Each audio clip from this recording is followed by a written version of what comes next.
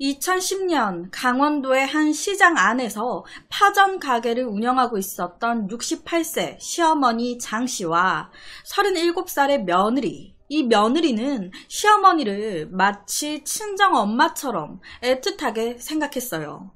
주변에서 이 두 사람을 모녀 사이라고 생각할 정도로 사이가 굉장히 좋았다고 합니다.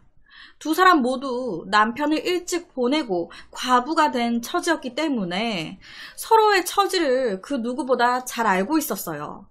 이에 굉장히 서로 의지하면서 살았다고 하더라고요. 그런데 이 두 사람의 골칫거리가 하나 있었습니다. 바로 당시 함께 가게 일을 도와주고 있었던 34살의 시어머니 장 씨의 아들. 결혼도 하지 않은 채 엄마 가게에 얹혀 살면서 허구한 가게 돈통에서 돈을 훔쳐가지고 놀고 먹고 자빠진 거예요. 이 시어머니 장 씨의 막내 아들. 이 때문에 이 시어머니는 늘 속이 탔습니다. 어휴, 내가 도둑 새끼를 낳았지. 내가 저 새끼 때문에 죽겠다고. 이럴 때마다 이 시어머니 장 씨 곁에서 힘이 돼준 건 며느리였어요. 그러니까 이 며느리가 너무 잘하는 거죠. 그러다 보니 이 시어머니는 늘 며느리한테 미안해했었다고 합니다.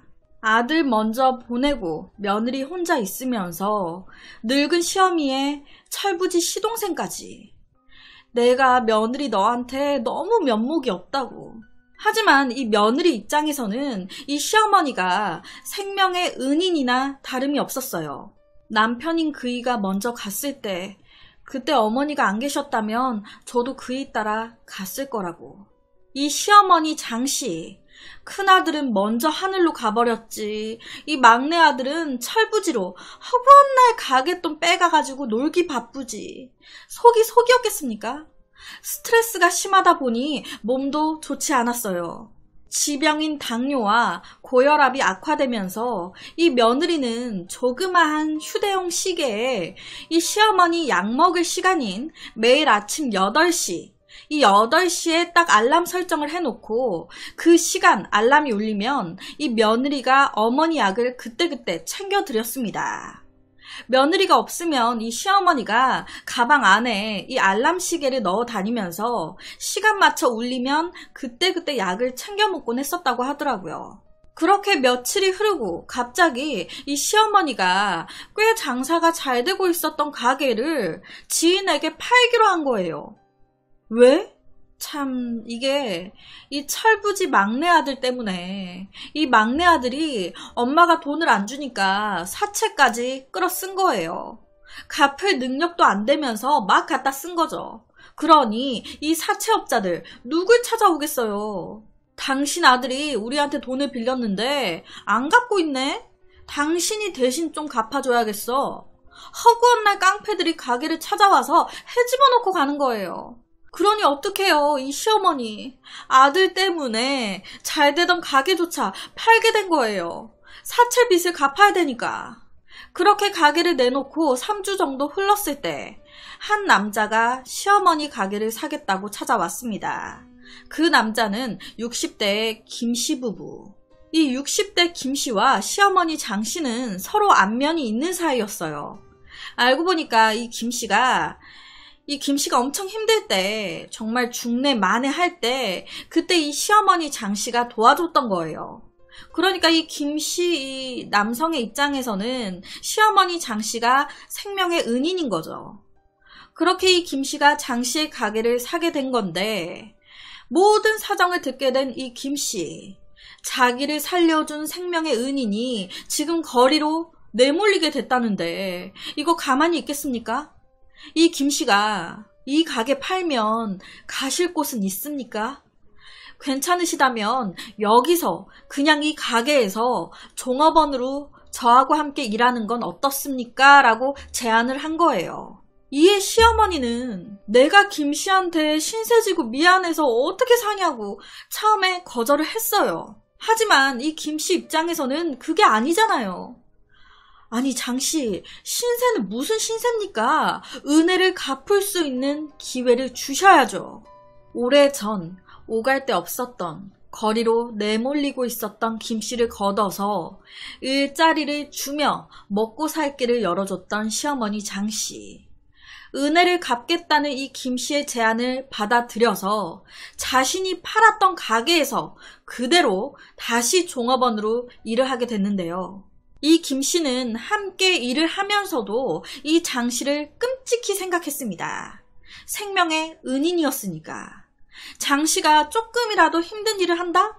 그러면 이걸 왜 장씨가 하시냐고 막 제가 하겠다고 막 나서고, 이 장씨가 조금만 무거운 거를 들고만 있어도 제가 들어드리겠다고 막 도와주고, 이 김씨의 아내 역시도 남편의 마음을 알고 있었기에 군말 없이 시어머니 장씨를 많이 도와줬어요.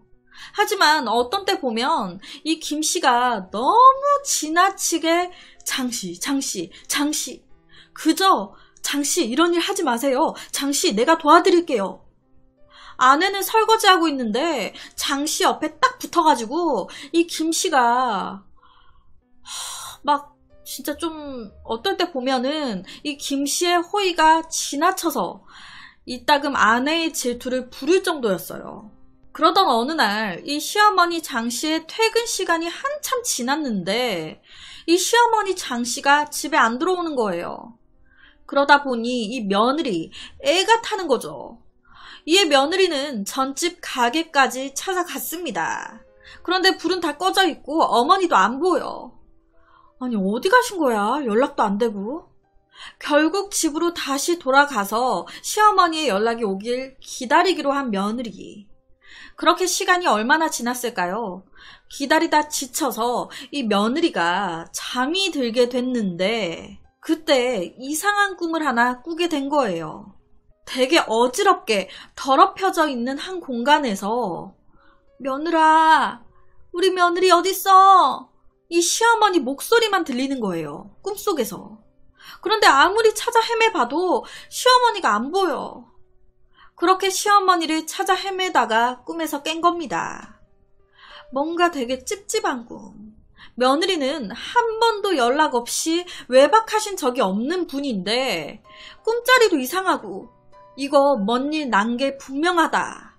그래서 경찰에 실종 신고를 했습니다. 하지만 실종된 지 일주일이 가까워져 오는데도 경찰은 어떠한 단서도 잡지 못했어요.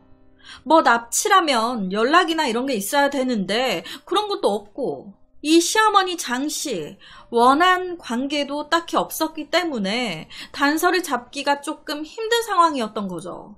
다음 날부터 이 며느리는 시어머니 장씨를 찾는 전단지를 돌리면서 애타게 찾아다니기 시작했습니다. 그런데 제가 앞서 말씀드렸던 막내 아들, 이 막내 아들은 자기 엄마가 증발하듯 사라졌는데 너무 태평한 거예요. 오히려 엄마 방을 뒤져가지고 엄마 통장을 가져가 돈을 빼다가 걸린 겁니다. 엄마가 지금 사라졌는데 이 아들은 엄마 통장에서 돈을 뺐다. 마치 엄마가 이제 못 돌아온다는 걸, 사건이 생겼다는 걸 알고 있는 사람처럼 말이죠. 그런데 그날 밤 이 며느리는 또 이상한 꿈을 하나 꾸게 됩니다. 이 시어머니가 실종된 후 거의 매일 이 며느리는 이상한 꿈을 꿨다고 하는데요. 그 꿈의 내용은 항상 똑같았어요. 꿈속에서 이 며느리는 시어머니를 찾아 항상 같은 자리, 항상 같은 장소를 헤매고 있었습니다. 그리고 늘 똑같이 며느리를 애타게 찾는 시어머니 장씨의 목소리. 며느라, 우리 며느리 어딨어? 이 소리에 며느리는 어머니 어디 계세요? 그렇게 어머니를 찾아 헤매다가 이 며느리는 꿈속에서 하나의 관을 발견하게 됩니다. 나무로 된 목관. 그런데 그 안에서 시어머니 목소리가 들리는 거예요. 며느라, 나 좀 꺼내줘. 제발 나 좀 꺼내줘. 놀란 며느리는 바로 관을 열어서 어머니를 꺼내려고 했습니다. 그런데 이 둘 사이에 무언가가 가로막고 있는 듯이, 무언가에 가로막힌 듯이 서로 마주보고 있는데도 만질 수가 없는 거예요. 어머니, 제가 꺼내드릴게요. 막 그런데 안 만져져. 그렇게 꿈에서 늘 깨는 거예요. 이런 꿈을 몇 번을 꾼 거죠. 며느리는 지푸라기라도 잡는 심정으로 전집을 포함해서 여러 군데 매일같이 돌며 시어머니를 찾는 전단지를 돌리고 다녔습니다. 그런데 어느 날 이 전집 앞에서 이제 이 가게 앞에서 전단지를 돌리고 있는데 이때 이 김씨 가게의 종업원이 쓰레기 봉투 큰 거를 무겁게 들고 나오는 거예요. 그런데 쓰레기가 하도 많다 보니까 가게 입구에서 이 쓰레기 봉투가 터졌네. 그러면서 쓰레기들이 다 밖으로 우르르 쏟아져 나온 거예요. 이 모습을 우연히 보게 된 며느리. 하늘의 메시지였던 건지 그 쓰레기들을 딱 보는 순간 며느리의 눈에 들어온 것이 있었어요. 바로 시어머니의 스카프와 시어머니의 휴대폰. 이 시어머니 장 씨의 휴대폰이 김씨 가게 쓰레기 봉투에서 나온 겁니다. 이게 왜 여기서 나와? 이에 며느리는 바로 울부짖기 시작했어요. 김씨, 네가 우리 어머니 어떻게 한 거 아니냐고. 그런데 이때 이 가게 종업원이 또 한 가지 단서를 던집니다.